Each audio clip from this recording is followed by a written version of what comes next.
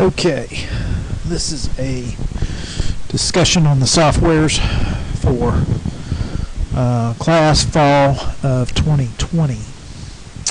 And what I have here is a Firefox browsing box. You'll have to use Firefox or Chrome or something for Blackboard and or for Moodle, depending on what class you're in. I prefer Firefox. I know everybody says I'm old and everything else, but it works and it has worked for me. So I wanted to discuss the softwares that you need to use or you need to be aware of. I'm assuming most people have Windows software. This is actually done on Linux, and I do most things on the Linux because the screen capture software just works better than on Windows, in my opinion. So, softwares that you should consider. Number one is Scilab. So if I just go in my Google bar and I type Scilab, and I get rid of all the other junk. C-I-L-A-B.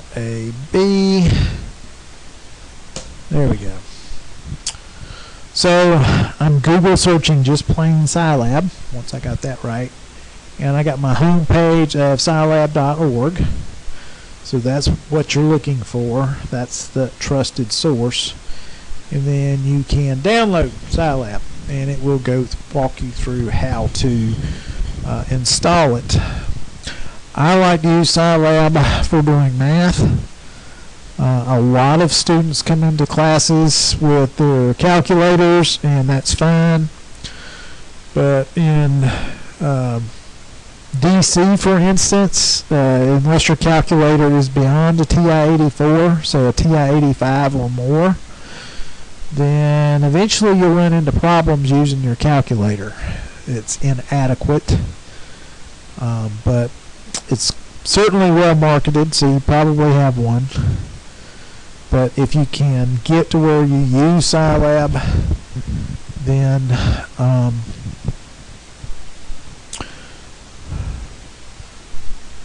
you're in better shape. So it's got a download for Windows 7, 8 and 10. It's got a download for Linux. It's got a download for Mac. Generally speaking, I've just done the defaults when you go to install it. If you're installing it on your own computer, and it just sort of works. You don't have to worry about having the latest version. I would get the latest version if you're downloading it, a fresh copy. But if you already have it on your computer and it's an older version, it probably will do everything you want it to do, and I wouldn't worry about updating at this point. One of the other softwares to look at is LTSpice, if I can spell it. So LTSpice, search with Google. And so I'm Google search LTSpice, and it's Linear Technologies Spice. And I can go to their website and I can download it. It's now analog.com, so their website did change, but it's LTSpice Simulator. So if you go there, then you have to let them send you cookies. So myanalog.com, and then download LTSpice. So Windows and Mac, I actually use it on my Linux box, but I'm using it through a Windows emulator, and it seems to work pretty well through the Windows emulator. Again, this is software that once you get downloaded, you got it running, don't worry about updating. This software is primarily used for circuit simulations, and it's sophisticated enough with enough options it can take you all the way through graduate school and into doctoral work if you wish to. There is another circuit analysis software out there called Multisim, but Multisim is not free. This for now is free.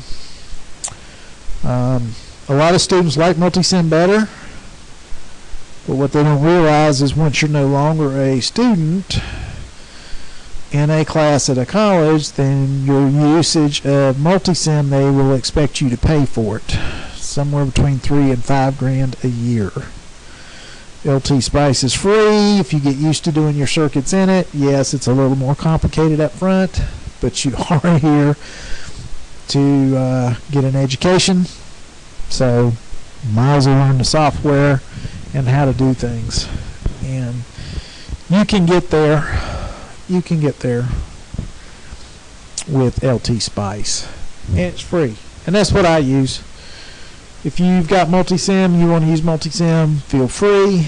If you've got some other circuit analysis software that you want to use and you can get the proper answers, that's fine.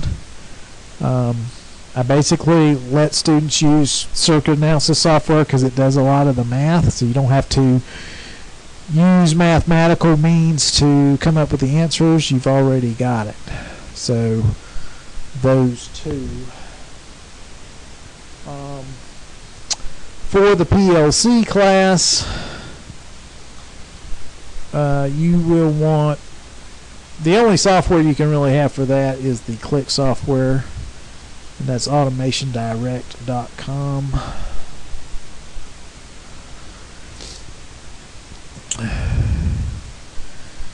And if you go to their PLCs,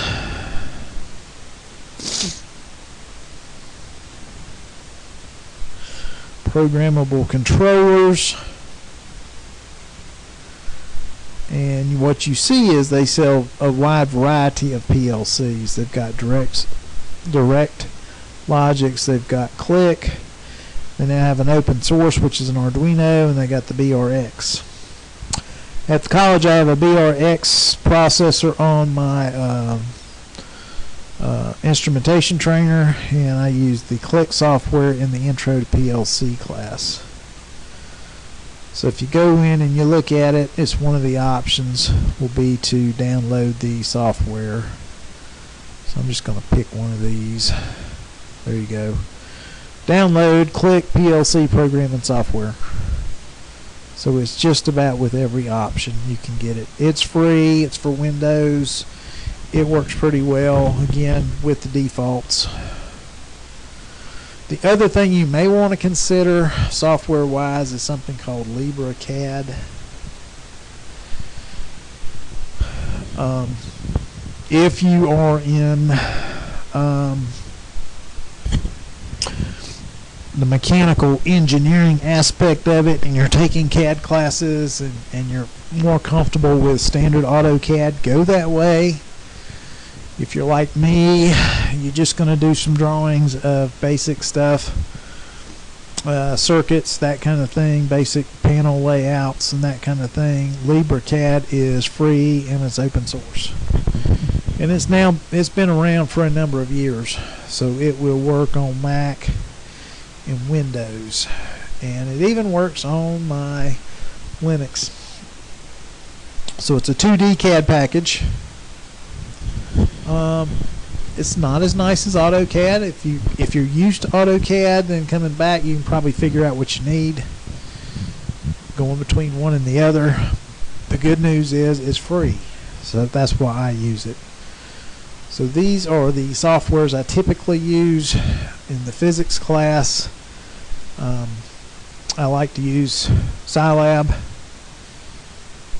and I like to use Scilab. It basically is my calculator, and then I will use LTSpice as my circuit analysis, Click for programmable logic controllers if it applies, and then LibreCAD would be for like a documenting drawings, panels, that kind of thing.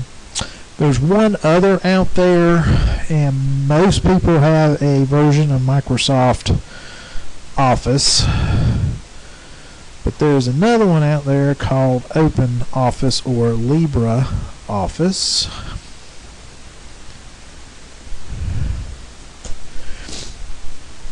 Okay? And what LibreOffice is it's like Microsoft Word, PowerPoint, Excel, except it's free and open source. So you can put it on any computer you got. Again, it's like LTSpice. You get used to it. You won't want to use multisim. You won't want to go back to the Windows. And so my documents that you'll see for my assignments are .odts, which is the LibreOffice suffix. Microsoft Word will open it, Microsoft Word will edit it, and of course if you send me back a Word document, I can open it with LibreOffice, and I don't have to pay anything for mine. It's there. One of the things that I do want to use is the spreadsheet. So if you've got Word, then we will want to make some spreadsheets in the physics class. In DCAC, that's a handy thing to do. Not so much motors and controls, and definitely not PLCs, but I think we will do spreadsheets in the physics class because physics contains a lot of formulas. And if we can just set up the formulas, so all we have to do is identify the number, plug in the right number, we get the answer, and we go through actually setting it up, then I think you'll have a good understanding and it'll be easy for you to do. So these are the softwares I wanted to talk about that you may consider depending on which class you're in. If you're in the physics class, you probably want to make sure you've got a spreadsheet and Scilab. If you are in the motors and controls class, you may want LibreCAD because part of motors and controls and wiring and building panels is documenting. You want some kind of CAD package that you have access to that doesn't cost. If you're in the PLC class, either intro or advanced, then you probably want the click software programming. In the in the intro class, we'll actually get you a PLC and you'll do your programming on click software. You will have the option for others. In the advanced class, we'll probably use softwares that you can't download. They're not free. So they're on college computers. You have to come use my laptops to do the programming in the advanced class. And then if you're in a DCAC class, you will definitely want the circuit analysis. You will want the LTSpice. If you've got multisim, use it. If you want to figure out how to do everything by hand, then you need Scilab. These two are the big ones for DCAC. Anyway, that's where you go to get them. And you can put them on your computer, assuming you've got administrative rights. I'm hoping to where if you come and use the college laptops, which you can't take home, or their computer labs, depending on where. I've asked for these softwares to be there, but then you'll have to come to the college, and you'll be somewhat limited. And I think that is it for this one. Anyway, hope this helps, and thanks for watching.